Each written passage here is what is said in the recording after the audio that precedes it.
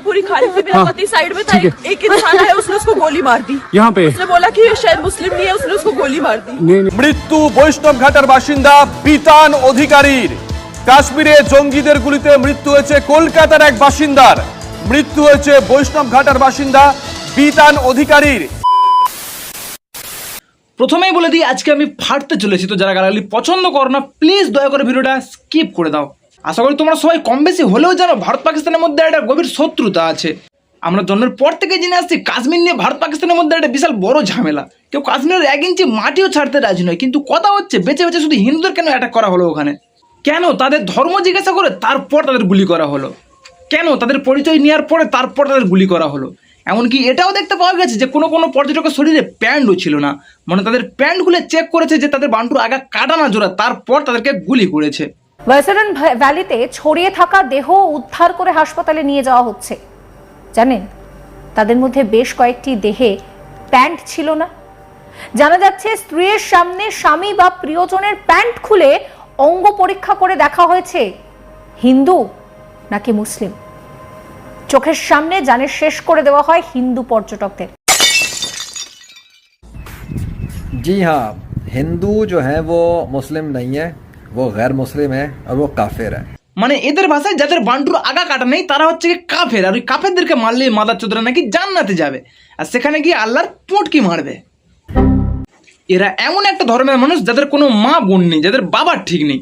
এরা যার পেট থেকে জন্ম নেই তাকে পর্যন্ত রেপ করতে ছাড়ে না। আমাদের গীতায় লেখা আছে জীব হত্যা মহাপাপ, সেটা মানুষ হোক বা ছোট্ট একটা পিঁপড়ে।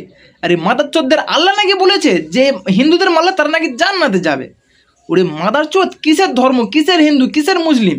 ওপরওয়ালা যখন তোকে বানিয়ে পাঠায় তখন কি তোকে বলে পাঠিয়েছিল যে তুই বাড়া হিন্দু হবি, তুই মুসলিম হবি? তোরা পৃথিবীতে আসার পরে নিজের বাড়ার মাথা কেটে তারপর তোরা মুসলিম হয়েছিস। চারিদিকে বেঁচে বেঁচে শুধু হিন্দুদের ওপরই অ্যাটাক করা হচ্ছে।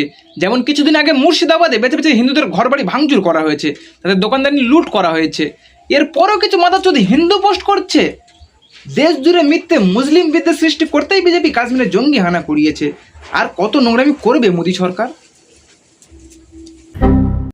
ওরে মাদারচোদ, তোর মাকে নিশ্চয়ই পাকিস্তানের ডক্কাটা মুসলিমরাই দিয়েছিল, যে জন্য তোর মতো একটা মাদারচোদ জন্ম নিয়েছে। ওইদিকে পাকিস্তান নির্দোষ পর্যটকগুলোকে মারলো, তাও আবার হিন্দুদের, যারা কিছু জানেই না মারা। তারা শুধু একটু সময় কাটাতে গিয়েছিল, একটু ছুটির কাটাতে গিয়েছিল। আর এই বেজন্মার বাচ্চা বলছে যে বিজেপি ইচ্ছা করে ওখানে জঙ্গি হানা করিয়েছে। মানে দেশ দেখ আমার গাধার গাঁড়ে, দিদিকে আমি ছাড়ছি না। ওরে বেজন্মার বাচ্চা, আগে নিজে বাঁচবো না, নিজের দেশকে বাঁচা, তারপর না হয় আবার আছে যে টিএমসি আর বিজেপিকে নিয়ে। जिसमें भी हिंदू लोग थे उनको सबको पकड़ पकड़ के धमकी दिया कि आप अजान पढ़ो और नहीं पढ़ोगे तो उनको गोलियां मार दो। তুমি আজান পড়ো, আজান না পড়লে তোমাকে শুট আউট করে দেবে। আচ্ছা, কে বলেছিল জঙ্গিদের কোনো ধর্ম হয় না, তাদের কোনো জাতি হয় না? যদি সত্যিই সন্ত্রাসীদের কোনো ধর্মই না হবে তাহলে তারা কেন বেঁচে বেঁচে শুধু হিন্দুদেরকে গুলি করলো? তারা কেন তাদের পরিচয় জিজ্ঞাসা করে তারপরে তাদেরকে মারলো? তারা কেন তাদের প্যান্ট খুলে অঙ্গ চেক করে তারপরে তাদেরকে গুলি করলো? কারা কারা মুসলিম সরে যান, কারা কারা মুসলিম সরে যান, কারা কারা হিন্দু আছেন বলুন, কারা কারা হিন্দু? আর আমার হাজবেন্ড করছিল, আমি যে সামনে দাঁড়িয়েছি যাতে আমার হাজবেন্ডের কিচ্ছু যাতে না হয়, কিন্তু সঙ্গে সঙ্গে এটা আমি দেখিনি দুটো। আমি ভেবেছিলাম যা হোক আমার উপরে হোক, আমার হাজবেন্ড বাচ্চার যাতে কিছু না হয়, কিন্তু যখন দেখেছে আমি ওর সামনে গিয়ে দাঁড়িয়েছি, ওরা পুরোপুরি শুধু মেন্সদেরই ওরা টার্গেটটা করেছিল যে ছেলেগুলোকেই মারবে।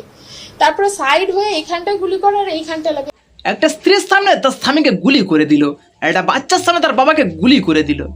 আজকে ওরা সকলেই বেঁচে থাকতো যদি ওরা মুসলিম হতো, যদি ওদের বান্টুর আগা কাটা থাকতো। শুধুমাত্র হিন্দু হয়ে জন্মেছে বলে আজকে ওদেরকে সকলকে মরতে হলো। এরপরেও হিন্দুরা ঘুমিয়ে থাকবে আর কতদিন? বাড়া এবার জাগো তোমরা, হয় ওদেরকে মারো নাই নিজে মরো, হয় ওদেরকে একদম শেষ করে দাও, নাই মারা নিজে শেষ হয়ে যাও। কি বলছে?